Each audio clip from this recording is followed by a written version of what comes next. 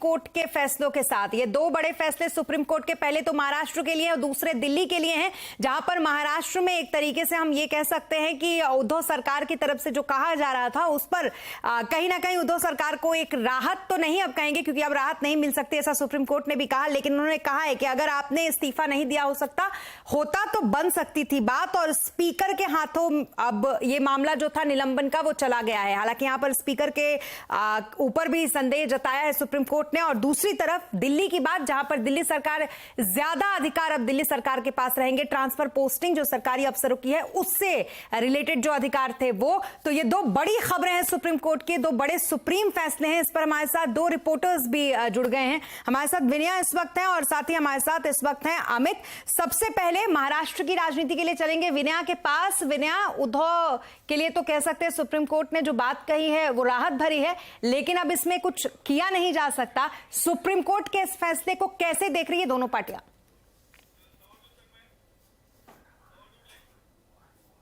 जी, आज सर्वोच्च न्यायालय की तरफ से एक बहुत ही महत्वपूर्ण निकाल दिया गया है।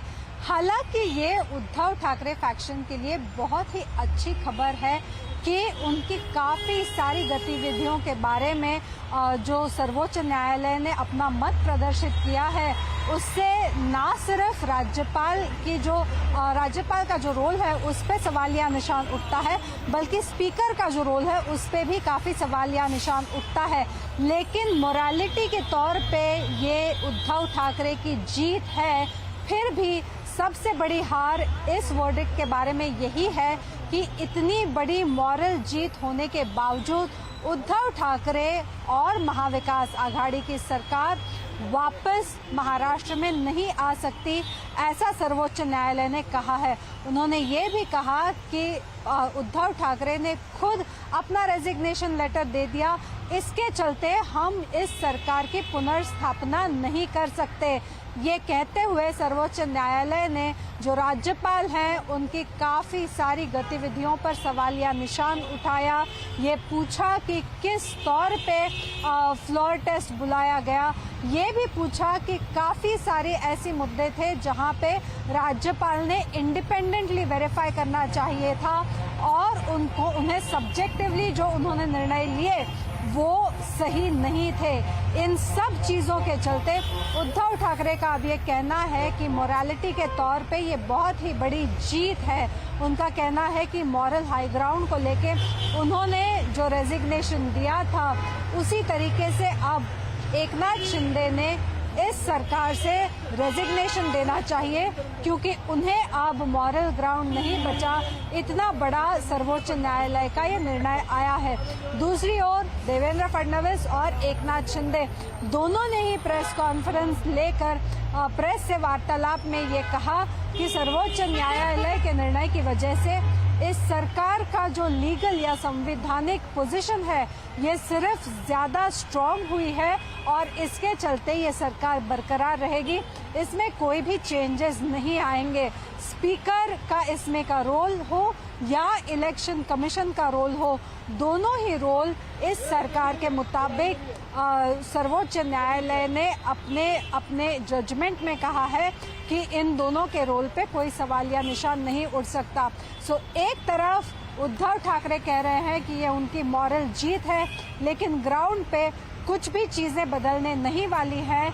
दूसरी तरफ एकनाथ शिंदे और देवेंद्र फडणवीस भी ये अपनी जीत बताते हैं। जी, बहुत शुक्रिया तमाम डिटेल्स के लिए आपका विनया। तो कुल मिलाकर एकनाथ शिंदे मुख्यमंत्री बने रहेंगे, लेकिन ये मोरल जीत है, ये कहना है खुद उद्धव ठाकरे का। इस बीच उद्धव गुट के वकील अभिषेक मनु सिंघवी ने सुप्रीम कोर्ट के फैसले पर खुशी जताई और कहा कि बागी विधायकों के मामले में राज्यपाल का फैसला गलत था। महाराष्ट्र के विषय में जितने भी मूल मुद्दे हैं कानून के, वो हमारे पक्ष में हुए हैं। राज्यपाल का निर्णय गलत है। उन्होंने ऐसे तथ्यों को देखा जो नहीं थे वहां पर, जो वो नहीं देख सकते थे। राज्यपाल का निर्णय को गलत करार किया गया। स्पीकर का निर्णय, जिन्होंने किसी और की विप को ऊपर आधार पर अपना निर्णय किया, उसको गलत माना है।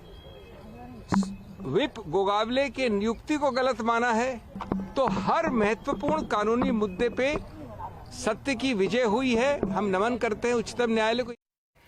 तो वहीं सुप्रीम कोर्ट के इस वर्डिक्ट के बाद महाराष्ट्र के पूर्व सीएम उद्धव ठाकरे ने कहा कि महाराष्ट्र में राज्यपाल के इशारे पर लोकतंत्र की हत्या हुई है। उन्होंने नैतिकता के आधार पर इस्तीफा दिया था। उन्होंने कहा कि वो गद्दारों के साथ सरकार कैसे चलाते भला। इस देश में अब प्रजातंत्र, उसकी रक्षा करना हमारा काम है। जैसे सर्वोच्च न्यायालय ने कहा कि अगर मैं रिजाइन नहीं करता, मैं इस्तीफा नहीं देता, तो शायद मैं वापस मुख्यमंत्री बन जाता। मैं मेरे लिए नहीं लड़ रहा हूँ, मेरी लड़ाई जनता के लिए है, मेरे देश के लिए, मेरे राज्य के लिए है। और भले हम इसके पहले राजनीति में विवाद तो होते रहते हैं, लेकिन एक मत तो हमारा हो गया है कि इस देश को हमें बचाना है, संविधान को बचाया है। हम सब मिलकर ये जो अपने देश को फिर से एक बार गुलाम बनाना चाहते हैं, उनको घर भेजेंगे। और मुझे पक्का भरोसा है पूरी जनता हमारा इंतजार कर रही है। और महाराष्ट्र के सीएम एकनाथ शिंदे और डिप्टी सीएम देवेंद्र फडणवीस ने सुप्रीम कोर्ट के फैसले का स्वागत किया है। उन्होंने नैतिकता को लेकर उद्धव ठाकरे पर पलटवार भी किया।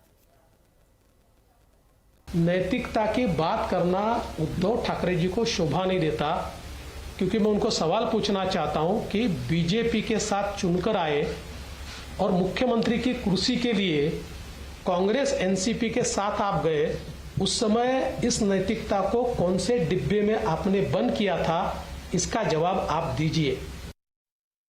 वहीं महाराष्ट्र के पूर्व राज्यपाल रहे भगत सिंह कोश्यारी ने कहा है कि उन्हें उस वक्त जो ठीक लगा उन्होंने वही फैसला लिया है।